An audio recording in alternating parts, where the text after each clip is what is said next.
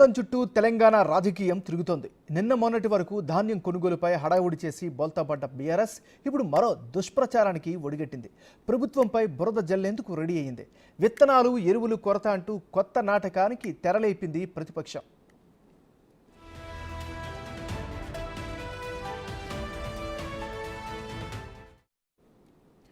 Stock రాకుండానే వచ్చిందంటూ ప్రచారం చేసి కృత్రిమ కొరత సృష్టించే ప్రయత్నం చేస్తున్నారు.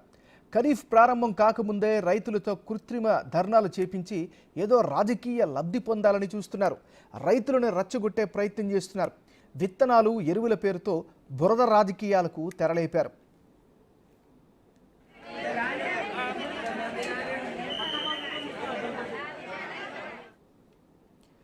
ఇదిలా ఉంటే ఇప్పటికే ఖరీఫ్ యాక్షన్ ప్లాన్ను ప్రభుత్వం సిద్ధం చేసింది. రైతులకు ఎలాంటి ఇబ్బందులు కలగకుండా చర్యలు చేపట్టింది. రైతులకు కావాల్సిన ఎరువులు, విత్తనాలను అందుబాటులో ఉంచింది. అయినా రాజకీయ లబ్ధి కోసం ప్రతిపక్ష పార్టీలు నీచ రాజకీయాలు చేస్తున్నాయని కాంగ్రెస్ ఆరోపిస్తోంది.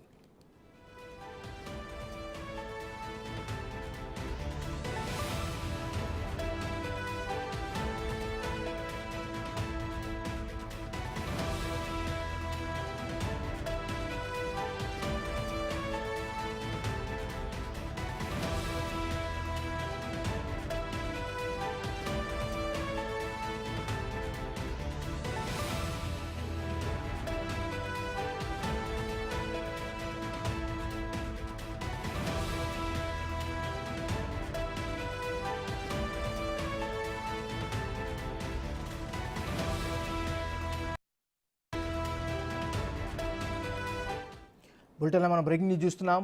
రైతాంగం చుట్టూ తెలంగాణ రాజకీయం తిరుగుతోంది. నిన్న మొన్నటి వరకు ధాన్యం కొనుగోలుపై హడావిడి చేసి బోల్తాపడ్డ బీఆర్ఎస్ ఇప్పుడు మరో దుష్ప్రచారానికి ఒడిగట్టింది. ప్రభుత్వంపై బురద జల్లేందుకు రెడీ అయ్యింది. విత్తనాలు, ఎరువులు కొరత అంటూ కొత్త నాటకానికి తెరలేపింది ప్రతిపక్షం.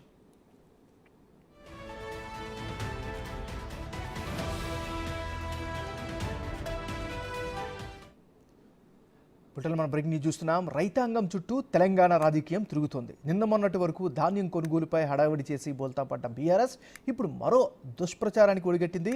ప్రభుత్వంపై బురద జల్లేందుకు రెడీ అయింది.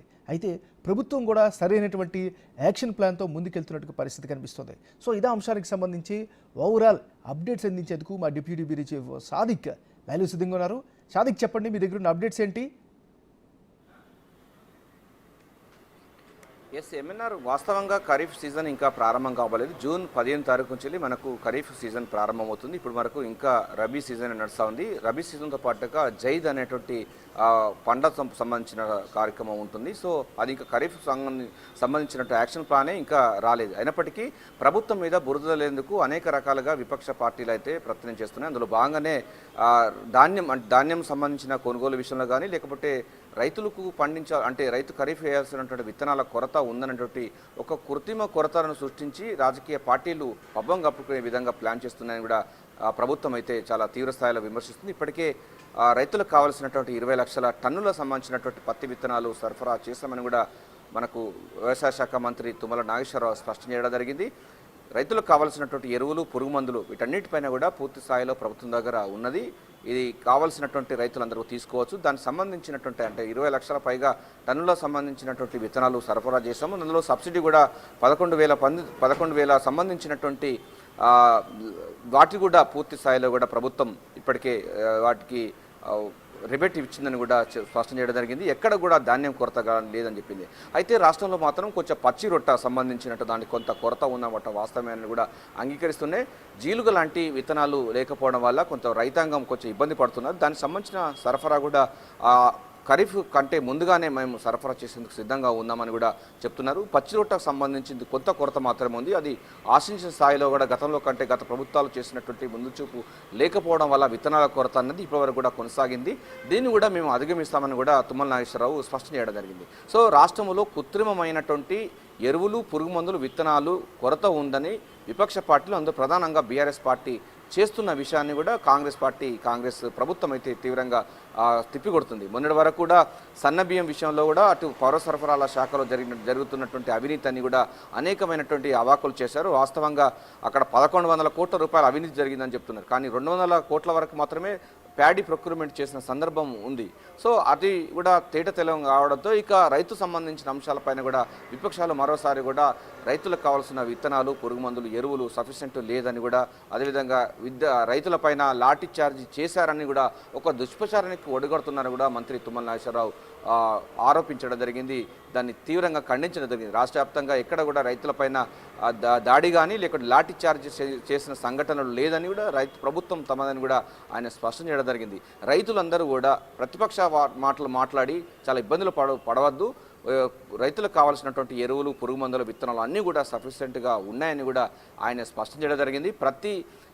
అంటే యాసంగిలో పండించినట్టు ప్రతి గింజను ఎట్లయితే కొంటున్నామో అదే తరహాలో ప్రతి రైతుకు కావాల్సిన విత్తనాలు, ఎరువులు, పురుగు మందులు వీటన్నిటి కూడా సరఫరా చేసేందుకు ప్రభుత్వం సిద్ధంగా ఉంది. అందులో భాగంగానే ఖరీఫ్ యాక్షన్ ప్లాన్ కూడా మేము ఇస్తున్నామని కూడా ఆయన స్పష్టం చేయడం జరిగింది. నకిలీ విత్తనాలు కూడా చలామణి కాకుండా కట్టుదిట్టమైనటువంటి చర్యలు తీసుకుంటున్నాము. నకిలీ విత్తనాలు సరఫరా చేసే వారిపైన పీడీ యాక్టులు పెడతామని కూడా ఉక్కుపాదం మోపుతానని కూడా ఆయన స్పష్టం చేసిన సందర్భం ఉంది.